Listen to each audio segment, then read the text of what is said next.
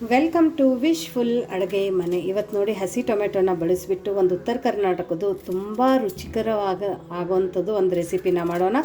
ತುಂಬ healthy recipe ಅಂತಲೂ ಅನ್ಬೋದು.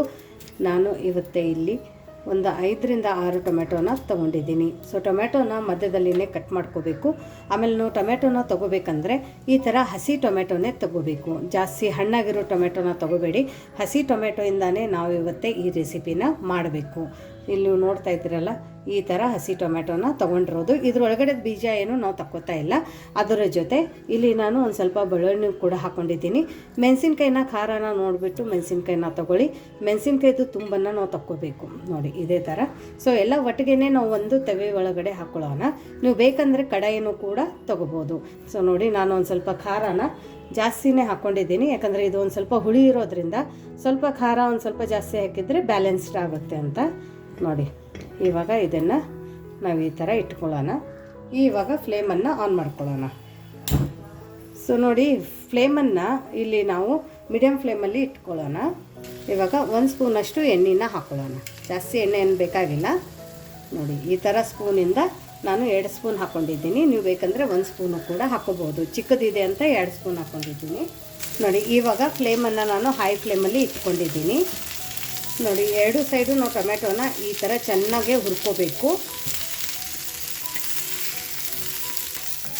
ನೋಡಿ. 2 ಸೈಡು ನಾವು ಟೊಮೆಟೊನ ಇದೇ ಥರ ಹುರ್ಕೋಬೇಕು. ಇವಾಗ ಏನಾಗಿದೆ ಅಂದರೆ ನಮ್ಮದು ಹಸಿಮೆಣಸಿನ್ಕಾಯಿ ಮತ್ತು ಬೆಳ್ಳುಳ್ಳಿ ಹುರಿದಿದೆ. ಇಲ್ಲಿ ನೀವು ನೋಡ್ಬೋದು ಕೆಂಪು ಕಲರ್ ಆಗಿದೆ.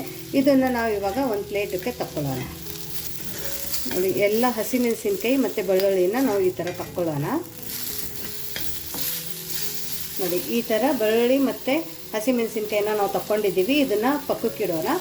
ಇವಾಗ ಈ ಟೊಮೆಟೊನ ನಾವು ಇದೇ ಥರ 2 ಮೈ ಇನ್ನೂ ಒಂದು ಸ್ವಲ್ಪ ಕಪ್ ಕಲರ್ ಬರೋ ತನಕ ಹುರ್ಕೋಬೇಕು. ಯಾಕಂದರೆ ಒಳಗಡೆ ಇನ್ನೊಂದು ಸ್ವಲ್ಪ ನೀರಿನ ಅಂಶ ಇದೆ ಇದಕ್ಕೆ. ಇನ್ನೂ ಇದು ಸಾಫ್ಟ್ ಆಗಿಲ್ಲ. ಅಲ್ಲಿ ತನಕ ನಾವು ಇದನ್ನು ಹುರ್ಕೋಬೇಕು. ಸೊ ಇದು ಹುರ್ಕೊಳ್ಳೋ ತನಕ ಮುಂದೆ ಏನು ಮಾಡೋದು ಅಂತ ನೋಡೋಣ ಬನ್ನಿ ನೋಡಿ. ಇಲ್ಲಿ ಇನ್ನೊಂದು ಪ್ಯಾನ್ ತೊಗೊಂಡಿದ್ದೀನಿ. ಟೊಮೆಟೊ ನಾವು ಹುರಿಯೋ ತನಕ ಇಲ್ಲೇನು ಮಾಡೋಣ ಅಂದರೆ ಇದು ನಮ್ಮದು ವಿಜಾಪುರದ್ದು ಜವಾರಿ ಚೌಳಿಕಾಯಿ ಇದೆ. ಸೊ ಇದನ್ನು ನಾನು ಈ ಥರ ಸೋಸ್ಕೊಂಡಿದ್ದೀನಿ. ಸೋಸ್ಕೊಂಡ್ಬಿಟ್ಟು ಒಂದು 10 ನಿಮಿಷ ನೀರಲ್ಲಿ ಇದೇ ಥರ ನೆನೆಯೋಕೆ ಬಿಟ್ಟಿದ್ದೆ. ಯಾಕಂದರೆ ಇದ್ರೊಳಗಡೆ ಒಂದು ಸ್ವಲ್ಪ ಸುಂಕಿರುತ್ತೆ, ಹಾಗಾಗಿ ಅದನ್ನು ನಾನು ನೆನೆಯೋಕೆ ಬಿಟ್ಟಿದ್ದೆ. ಸೊ ನೋಡಿ ಇದನ್ನು ಕೂಡ ಇವಾಗ ನೀರಿಂದ ತೆಗ್ದಿದ್ದೀನಲ್ಲ, ಒಂದು ಸ್ವಲ್ಪ ನೀರು ಡ್ರೈ ಆಗೋ ತನಕ ಇದೇ ಥರ ಬಿಟ್ಬಿಡಬೇಕು. ಇಲ್ಲಿ ನೋಡಿ ಇವಾಗ ನಾವೇನು ತೊಳೆದು ಹಾಕ್ಕೊಂಡಿದ್ವಲ್ಲ ಚೌಳಿಕಾಯಿ, ಅದ್ರ ಒಳಗಡೆ ನೀರೆಲ್ಲ ಡ್ರೈ ಆಗಿದೆ. ಈ ಟೈಮಲ್ಲಿ ಇಲ್ಲಿ ನಾವು ಒಂದು 2 ಸ್ಪೂನಷ್ಟು ಎಣ್ಣೆನ ಹಾಕೊಳ್ಳೋಣ ನೋಡಿ. ಚಿಕ್ಕ ಸ್ಪೂನಿಂದ 2 ಸ್ಪೂನು. ಸೊ ದಪ್ಪ ಸ್ಪೂನ್ ಇದ್ದರೆ, ಉಪ್ಪಿಟ್ಟು ಸ್ಪೂನ್ ಇದ್ದರೆ 1 ಸ್ಪೂನ್ ಹಾಕ್ಕೊಳ್ಳಿ. ಇವಾಗ ಇದನ್ನು ಒಂದು ಸ್ವಲ್ಪ ಚೆನ್ನಾಗಿ ಕಣ್ಣು ಬೀಳೋ ತನಕ ನಾವು ಹುರ್ಕೋಬೇಕು ನೋಡಿ. ಫ್ಲೇಮನ್ನು ಮಾತ್ರ ಹೈ ಟು ಮೀಡಿಯಮ್ ಫ್ಲೇಮಲ್ಲಿನೇ ಇಟ್ಕೊಂಡು ಹುರ್ಕೊಳ್ಳೋಣ. ಈ ಪಲ್ಯ ಮಾಡೋದು ತುಂಬ ಈಸಿ ಇದೆ, ತುಂಬ ದಿಢೀರಂತ ಆಗುತ್ತೆ. ಈ ಥರ ಜವಾರಿ ಚೌಳಿಕಾಯಿ ಸಿಕ್ಕಿದ್ರೆ ನೀವು ತೊಗೊಳ್ಳಿ. ಅಥವಾ ಈ ಸೈಡಲ್ಲಿ ಬೆಂಗಳೂರು ಸೈಡೆಲ್ಲ ಗೋರೆಕಾಯಿ ಸಿಗುತ್ತೆ ದಪ್ಪ, ಅದನ್ನು ತೊಗೊಂಡಿದ್ರು ಅದರೊಳಗಡೆನೂ ಕೂಡ ಎಳೆದು ಬರುತ್ತೆ. ಸೊ ಅದನ್ನು ತೊಗೊಂಡು ಇದೇ ಥರ ನೀವು ಮಾಡ್ಕೋಬೋದು ನೋಡಿ. ಟೊಮೆಟೊ ಕೂಡ ನಾವು ಈ ಥರ ಹುರ್ಕೊಂಡು ಬರಬೇಕು. ಇಲ್ಲಿ ನೀವು ನೋಡಿದ್ರಲ್ಲ, ಈ ಥರ ಹುರಿಬೇಕು. 2 ಸೈಡು ತುಂಬ ಚೆನ್ನಾಗಿ ಹುರಿದಿದೆ. ಇಲ್ಲಿ ನೀವು ನೋಡ್ಬೋದು ನೋಡಿ, ಸಾಫ್ಟು ಕೂಡ ಆಗಿದೆ. ಸೊ ಇವಾಗ ಏನು ಮಾಡೋಣ ಅಂದರೆ ಫ್ಲೇಮನ್ನು ಆಫ್ ಮಾಡ್ಕೊಳ್ಳೋಣ. ಫ್ಲೇಮನ್ನು ಆಫ್ ಮಾಡಿಕೊಂಡು ಮೇಲ್ಗಡೆ ಒಂದು ಲಿಡ್ಡನ್ನು ಮುಚ್ಚಿಬಿಟ್ಟು ನಮ್ಮದು ಗೋರೆಕಾಯಿ ಹುರಿಯೋ ತನಕ ಇದೇ ಥರ ಬಿಟ್ಬಿಡೋಣ ನೋಡಿ. ಇಲ್ಲಿ ನಮ್ಮದು ಚೌಳಿಕಾಯಿ ಕೂಡ ಚೆನ್ನಾಗಿ ಹುರಿದಿದೆ. ಇಲ್ಲಿ ನೀವು ನೋಡ್ಬೋದು ಚೆನ್ನಾಗಿ ಕಣ್ಣು ಬಿದ್ದಿದೆ ಇದಕ್ಕೆ. ಸೊ ಜಾಸ್ತಿ ಕೂಡ ನಾವು ಇಲ್ಲಿ ಇದನ್ನು ಹುರಿಬಾರ್ದು, ಮತ್ತು ಅದ್ರ ಟೇಸ್ಟ್, ಅದ್ರ ರುಚಿ ಮತ್ತು ಹೋಗ್ಬಿಡುತ್ತೆ. ಇಷ್ಟು ಹುರಿದ್ರೆ ಸಾಕು. ಇವಾಗ ಏನು ಮಾಡೋಣ, ಫ್ಲೇಮನ್ನು ಆಫ್ ಮಾಡ್ಕೊಳ್ಳೋಣ. ಆಫ್ ಮಾಡ್ಕೊಂಡ್ಬಿಟ್ಟು ಒಂದೇ ಒಂದು ಹಿಡಿ ಅಷ್ಟು ನೀರನ್ನು ಇದ್ರ ಮೇಲೆ ಚಿಂದಿಸೋಣ. ಆಮೇಲೆ ಮೇಲ್ಗಡೆ ಒಂದು ಈ ಥರ ಲಿಡ್ಡನ್ನು ಮುಚ್ಚಿ 1 ನಿಮಿಷ ಇದೇ ಥರ ಬಿಟ್ಟುಬಿಡೋಣ ನೋಡಿ. ಇಲ್ಲಿ ನಾವು ಟೊಮೆಟೊದೇನು ಮುಚ್ಚಿಟ್ಟಿದ್ದೀವಲ್ಲ, ಇದನ್ನು ಇವಾಗ ತಕ್ಕೊಳ್ಳೋಣ. ವಾವ್, ತುಂಬ ಚೆನ್ನಾಗಿದು ಬೈದಿದೆ. ಇಲ್ಲಿ ನೋಡ್ಬೋದು ಎಷ್ಟು ಸಾಫ್ಟ್ ಆಗಿದೆ ಅಂತ. ಇವಾಗ ಏನು ಮಾಡೋಣ ಅಂದರೆ ಇದೇ ಥರ ಸ್ಪೂನಿಂದ ಒಂದು ಸ್ವಲ್ಪ ಈ ಥರ ಪ್ರೆಸ್ ಮಾಡ್ಕೊಳ್ಳೋಣ. ತುಂಬ ಬೇಗ ಆಗುತ್ತೆ ಅಂತ ಈ ಥರ ಮಾಡ್ಕೊತಾ ಇರೋದು. ಸುಮ್ಮನೆ ಲೈಟಾಗಿ ಒಂದು ಸ್ವಲ್ಪ ಪ್ರೆಸ್ ಮಾಡ್ಕೊಳ್ಳೋಣ. ಇವಾಗ ನೋಡಿ ಇಲ್ಲಿ ನಾನು ಈ ಥರ ಒಂದು ಮಿಳಿನ ತೊಗೊಂಡಿದ್ದೀನಿ. ನೀವು ಬೇಕಂದರೆ ಬಟ್ಲೂ ತೊಗೋಬೋದು ಅಥವಾ ಗ್ಲಾಸು ಕೂಡ ತೊಗೋಬೋದು. ಇವಾಗ ಇದರಿಂದ ಇದನ್ನೊಂದು ಸ್ವಲ್ಪ ಈ ಥರ ನಾವು ಸ್ಮ್ಯಾಶ್ ಮಾಡ್ಕೊಳ್ಳೋಣ. ನಿಧಾನಕ್ಕೆ ಮಾಡ್ಕೊಳ್ಳಿ, ಯಾಕಂದರೆ ಇದು ಬಿಸಿ ಇರುತ್ತಲ್ಲ, ಹಾಗಾಗಿಬಿಟ್ಟು ನಿಧಾನಕ್ಕೆ ಮಾಡ್ಕೊಳ್ಳಿ ನೋಡಿ. ಈ ಥರ ಮಾಡ್ಕೊಂಡ ನಂತರ ಇವಾಗ ಫ್ಲೇಮನ್ನು ನಾವು ಮೀಡಿಯಮ್ ಫ್ಲೇಮಲ್ಲಿ ಇಟ್ಕೊಳ್ಳೋಣ. ಮೀಡಿಯಮ್ ಫ್ಲೇಮಲ್ಲಿ ಇಟ್ಕೊಂಡ್ಬಿಟ್ಟು ಇದನ್ನು ಒಂದು ಸ್ವಲ್ಪ ನಾವು ಈ ಥರ ಹುರ್ಕೋಬೇಕು. ಈ ಥರ ಮಾಡೋದ್ರಿಂದ ಇದ್ರ ರುಚಿನೇ ಬೇರೆ, ತುಂಬ ಚೆನ್ನಾಗಿ ಈ ಥರ ರುಚಿ ಬರುತ್ತೆ. ಇದೊಂದು ಸ್ವಲ್ಪ ನೀರು ಡ್ರೈ ಆಗೋ ತನಕ ಹುರ್ಕೋಬೇಕು ನಾವು. ನೋಡಿ ಇದ್ರದ್ದು ಒಂದು ಸ್ವಲ್ಪ ನೀರು ಆಡಿಸೋ ತನಕ ನಾವು ನೆಕ್ಸ್ಟ್ ಏನು ಮಾಡೋದು ಅಂತ ನೋಡೋಣ. ಮಧ್ಯದಲ್ಲಿ ಇದಕ್ಕೆ ನಾವು ಕೈ ಆಡಿಸ್ತಾ ಇರಬೇಕು. ಇವಾಗ ನೋಡಿ ಇಲ್ಲೊಂದು ಕುಕ್ಕರಲ್ಲಿ ಒಂದು ಸ್ವಲ್ಪ ತೊಗರಿಬೇಳೆನ ತೊಗೊಂಡಿದ್ದೀನಿ. ಪ್ಲೇನ್ ತೊಗರಿಬೇಳೆ ಇದೆ, ಇದು ಮನೆಯಲ್ಲಿ ನಾವು ಮಾಡಿರ್ತೀವಿ, ನಾವು ಬೆಳೆದಿರುವಂಥ ಆರ್ಗ್ಯಾನಿಕ್ ತೊಗರಿಬೇಳೆ ಇದು. ಸೊ ನೋಡಿ ಇವಾಗ ಏನು ಮಾಡೋಣ ಅಂದರೆ ಇದನ್ನು ನೀಟಾಗಿ ವಾಶ್ ಮಾಡ್ಕೊಂಡು ಬರೋಣ. ನೋಡಿ ನಾನು ಈ ಥರ ಒಂದು 3 ಸರ್ತಿ ಬೇಳೆಯನ್ನು ತೊಳ್ಕೊಂಡು ಬಂದಿದ್ದೀನಿ. ಇವಾಗ ಏನು ಮಾಡೋಣ ಅಂದರೆ ಇದ್ರೊಳಗಡೆ ನೀರನ್ನು ಹಾಕೊಳ್ಳೋಣ. ನೀವು ನಾರ್ಮಲಾಗಿ ನೀವು ಬೇಳೆ ಕೂಗಿಸ್ಬೇಕಾದ್ರೆ ಎಷ್ಟು ನೀರನ್ನು ಹಾಕ್ತೀರಾ ಅಷ್ಟೇ ಹಾಕಿ, ತುಂಬ ಜಾಸ್ತಿ ಹಾಕ್ಕೋಬೇಡಿ, ಸ್ವಲ್ಪ ಕಡಿಮೆ ಹಾಕಿದರೆ ನಡೆಯುತ್ತೆ. ಇವಾಗ ಇದ್ರ ಒಳಗಡೆ ಒಂದು ಸ್ವಲ್ಪ ಅರಿಶಿಣದ ಪುಡಿನ ಹಾಕೊಳ್ಳೋಣ. ಅದ್ರ ಜೊತೆ 1 ಸ್ಪೂನ್ ಎಣ್ಣೆನ ಹಾಕೊಳ್ಳೋಣ. ಇವಾಗ ಮೇಲ್ಗಡೆ ಲಿಡ್ಡನ್ನು ಮುಚ್ಚಿಬಿಟ್ಟು ಮೀಡಿಯಮ್ ಫ್ಲೇಮಲ್ಲಿ ಒಂದು 4 ವಿಸಲನ್ನು ತಕ್ಕೊಂಡು ಬರೋಣ. ನೋಡಿ ಈ ಥರ ಟೊಮೆಟೊ ಚೆನ್ನಾಗಿ ಹುರಿದಿದೆ. ಇವಾಗ ಫ್ಲೇಮನ್ನು ಆಫ್ ಮಾಡ್ಕೊಳ್ಳೋಣ. ಆಫ್ ಮಾಡಿಕೊಂಡು ಇದೊಂದು ಸ್ವಲ್ಪ ಆರೋಕ್ಕೆ ನಾವು ಇದೇ ಥರ ಬಿಡಬೇಕು. ಸೊ ಇವಾಗ ಈ ಟೊಮೆಟೊ ಆರೋ ತನಕ ನೆಕ್ಸ್ಟ್ ಏನು ಮಾಡೋದು ಅಂತ ನೋಡೋಣ ಬನ್ನಿ. ನೋಡಿ ಇಲ್ಲಿ ನಮ್ಮ ಚೌಳಿಕಾಯಿ ಚೆನ್ನಾಗಿ ಸ್ಟೀಮ್ ಆಗಿದೆ. ಇವಾಗ ಇದನ್ನು ಒಂದು ತಟ್ಟೆ ಒಳಗಡೆ ತಕ್ಕೊಳ್ಳೋಣ. ನೋಡಿ ಎಲ್ಲದೂ ಈ ಥರ ಒಂದು ತಟ್ಟೆ ಒಳಗಡೆ ತಕ್ಕೊಂಡಿದ್ದೀನಿ. ಇವಾಗ ಇದೇ ಪ್ಯಾನ್ ಒಳಗಡೆ ನಾವು ಒಂದು ಸ್ವಲ್ಪ ನಾವು ಎಣ್ಣೆನ ಹಾಕೊಳ್ಳೋಣ. 1 ಸ್ಪೂನಷ್ಟು ಎಣ್ಣೆನ ಹಾಕ್ಕೊಂಡಿದ್ದೀನಿ. ಎಣ್ಣೆ ಬಿಸಿ ಆದ ನಂತರ ಒಂದು ಸ್ವಲ್ಪ ಸಾಸಿವೆ ಹಾಕೊಳ್ಳೋಣ, ಒಂದು ಸ್ವಲ್ಪ ಜೀರಿಗೆ ಹಾಕೊಳ್ಳೋಣ. ಸುಮ್ಮನೆ ಒಂದು ಚಿಟಿಕೆ ಹಾಕ್ಕೊಳ್ಳಿ, ಜಾಸ್ತಿ ಹಾಕ್ಕೋಬೇಡಿ. ನೋಡಿ ಸಾಸಿವೆ ಜೀರಿಗೆ ಚಟಪಟ ಅಂತಿರಬೇಕಾದ್ರೆ ಒಂದು ಸ್ವಲ್ಪ ಹಿಂಗನ್ನು ಹಾಕ್ಕೊಳ್ಳೋಣ. ಆಮೇಲೆ ಒಂದು ಚಿಕ್ಕದಾಗಿ ಕಟ್ ಮಾಡಿಕೊಂಡ್ರು ಅಂತ ಈರುಳ್ಳಿ. ನೀವು ಈರುಳ್ಳಿ ಜಾಸ್ತಿ ಬೇಕಂದ್ರೂ ಕೂಡ ಹಾಕೋಬೋದು, ಅಥವಾ ಬೆಳ್ಳುಳ್ಳಿ ಬೇಕಂದ್ರೂ ಕೂಡ ಹಾಕೋಬೋದು. ಇವಾಗ ಸ್ವಲ್ಪ ಕರಿಬೇವಿನ ಸೊಪ್ಪನ್ನು ಕೂಡ ಹಾಕೊಳ್ಳೋಣ. ಇದೇನು ಜಾಸ್ತಿ ಹುರಿಬೇಕಂತೇನಿಲ್ಲ, ಬರೀ ಹಸಿ ವಾಸನೆ ಹೋದರೆ ಸಾಕು.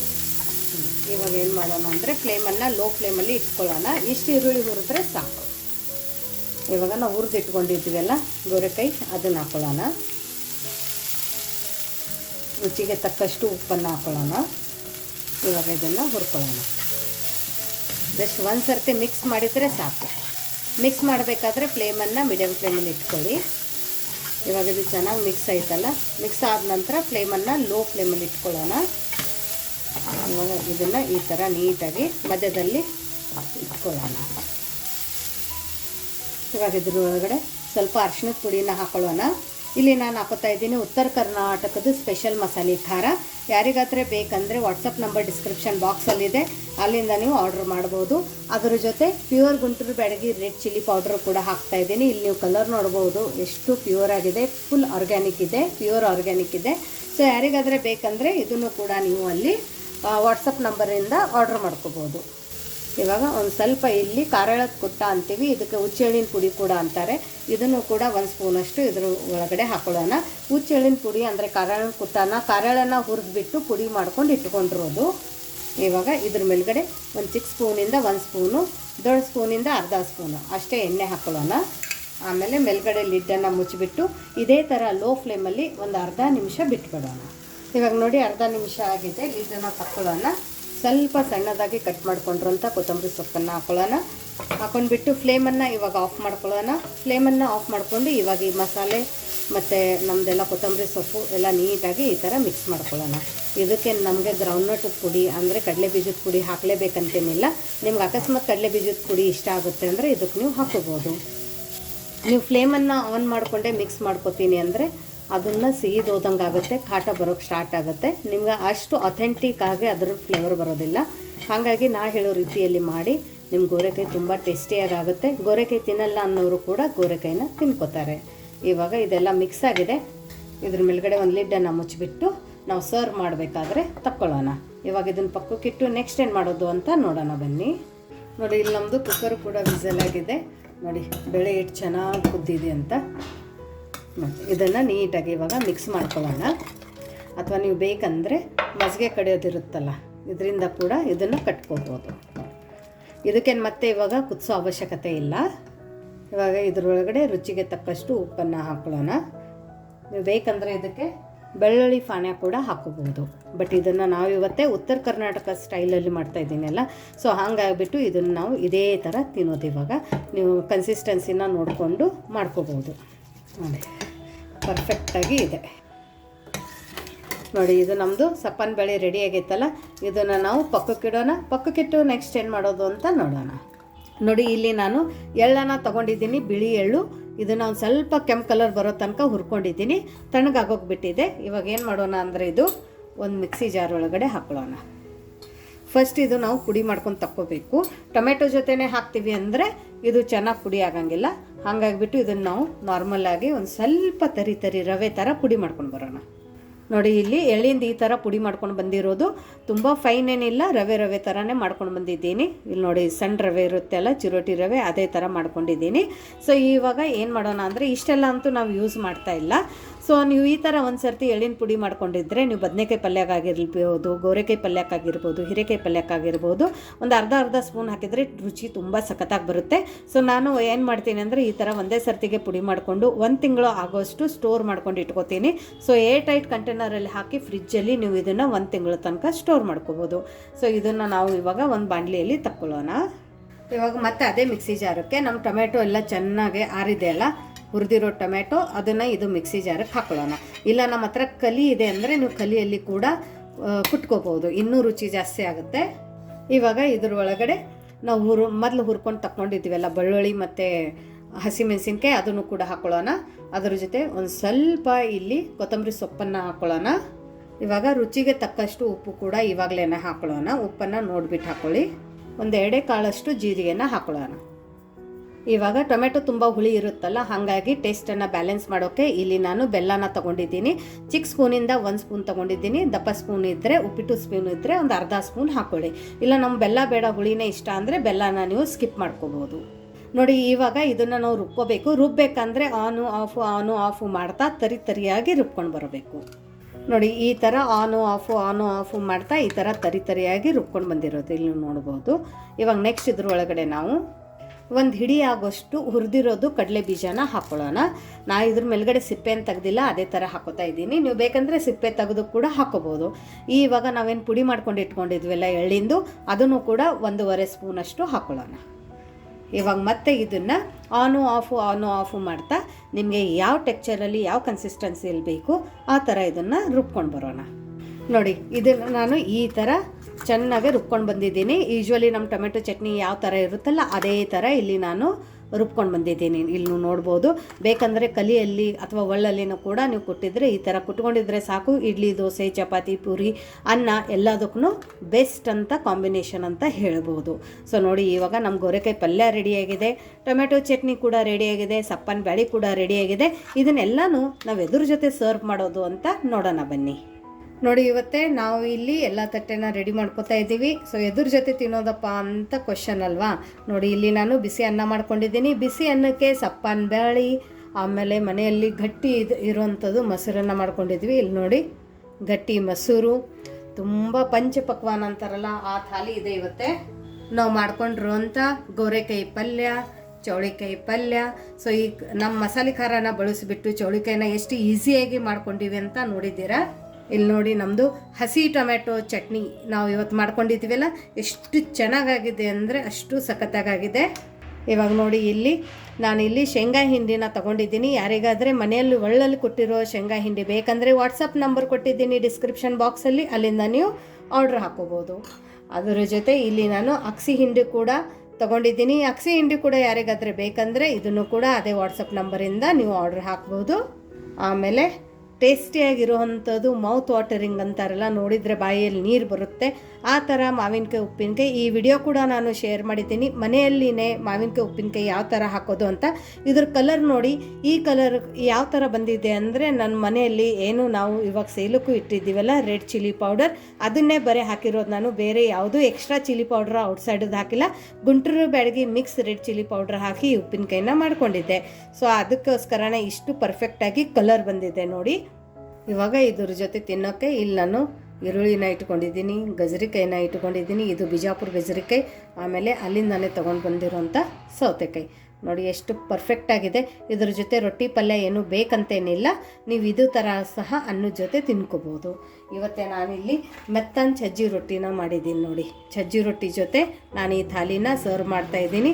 ಯಾರಿಗಾದರೆ ಮೆತ್ತನ ಸಜ್ಜಿ ರೊಟ್ಟಿ ಯಾವ ಥರ ಮಾಡೋದು ಅಂತ ವಿಡಿಯೋ ಬೇಕಂದರೆ ನನಗೆ ನೀವು ಕಮೆಂಟ್ ಹಾಕಿ, ನಿಮಗೋಸ್ಕರ ನಾನು ಈ ಥರ ಎಳ್ಳು ಹಚ್ಚಿರೋದು ಸಜ್ಜಿ ರೊಟ್ಟಿ ವಿಡಿಯೋ ಸಹ ತೊಗೊಂಡು ಬರ್ತೀನಿ. ಸೊ ನೋಡಿ ಸಜ್ಜಿ ರೊಟ್ಟಿ ಯೂಶ್ವಲಿ ತುಂಬ ಕ್ರಿಸ್ಪಿ ಆಗುತ್ತೆ ಅಂತಾರೆ. ಸೊ ಇದನ್ನು ನಾವು ಈ ಥರ ಮಾಡ್ಕೋಬೋದು. ಸೊ ನೋಡಿ ನಮ್ಮದು ಇದು ಕಂಪ್ಲೀಟ್ ಥಾಲಿ ಆಗಿದೆ, ಪರ್ಫೆಕ್ಟ್ ಥಾಲಿ ಅಂತಲೂ ಅನ್ಬೋದು. ಇವಾಗ ನಾನು ನಿಮಗೆ ಇದನ್ನು ಟೇಸ್ಟ್ ಮಾಡಿ ಹೇಳ್ತೀನಿ.